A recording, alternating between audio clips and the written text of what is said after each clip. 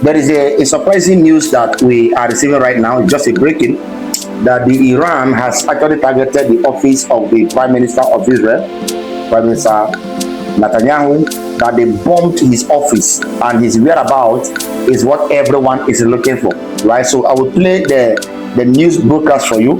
Then we're going to actually analyze it. Big breaking news coming in, and I'm going to go straight across to Aman to get it. Aman, this is very big news that is coming through. We are being told that the Iranian media has made some astonishing claims.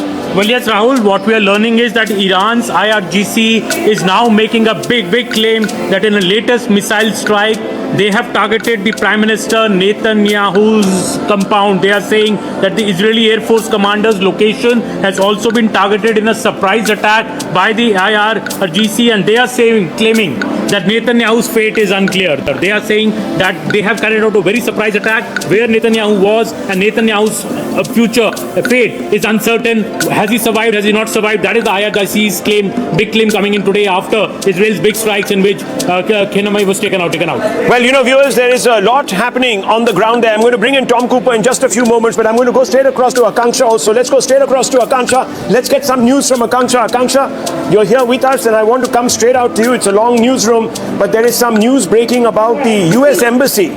So the biggest that we are getting right now is with regards to Netanyahu's office being bombed. This is at least what Iran is claiming, that their IRGC has managed to bomb them. At the same time, Rahul, we must keep in mind that there's already information doing the rounds that Netanyahu has left the country. He's headed either to Greece or Germany. The whereabouts of the Israeli Prime Minister are not known. You know that the British consulate has also been attacked. So Kuwait very much on the radar. And the US embassy in Kuwait has been shut down, yes, because apparently that was also targeted. Yes, and why just Kuwait? Look at the way Pakistan has in fact been responding. 20 protesters already dead. Their consulate officers over there were retaliating severely. US is currently on tenterhooks because their IRGC is very much digging in their grounds. In fact, there's a warning for the viewers over here. A lot of misinformation doing the rounds as we speak, because there's already viral videos showing how Iranian nuclear sites have been bombed on the other side. There's yes, also a confirmation coming in from IAEA that the Iranian representative has shared information that there is enough damage being done to the Natanz nuclear facility, which means there could be very much risks of radioactive leakage taking place. What is the IAEA going to do about this? How is the UN going to respond? We'll have to see. The next few 48 hours are going to be extremely critical. So what we are being told, and I'm going to come into with Aman here, what we are being told, and let's walk through. Aman, what have you got with you? This is, Rahul, the picture put out by the AFP. This is where the smoke is billowing out very near the US Embassy in Kuwait.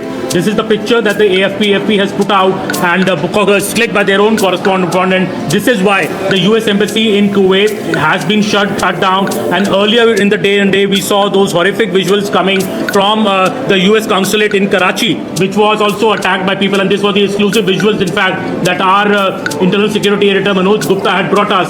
Horrific visuals, people being brought out, bloodied faces, one person's also being carried out, his body after he was shot. We believe that the US Marines had shot 20 Pakistanis dead for storming their consulate yesterday, and that is why today... Yeah, there you're seeing it. There you're seeing some of those bloodied hands and faces and people shot and being carried out.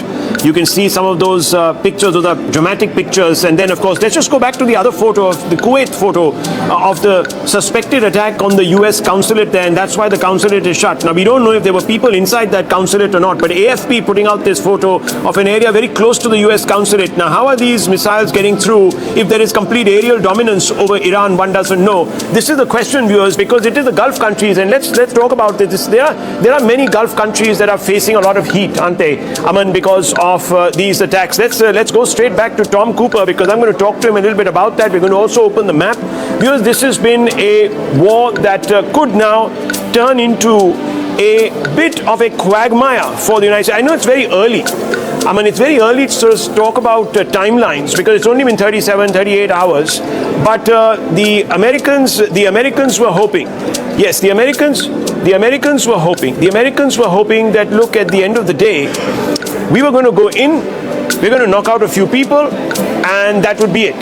The Iranians would put their hands up and say, okay, sorry, we've come back to the table, and we're deciding to move with dialogue. Well, But that that's is not happened. the way Americans would have wanted it, but I think Iran is in for a long haul. Iran wants a long, protracted war, and that is why you see their strategy of bombing all the Middle East nations, and they're also attacking the US embassies because they see them also as a part of the US establishment in these countries. So after the various airports which were on attack, now we have the embassies of US also under attack from Iran. Now, you see, the issue between Iran and Israel, I am so sure, right, that even if the office of the PM was targeted, they can't actually get him.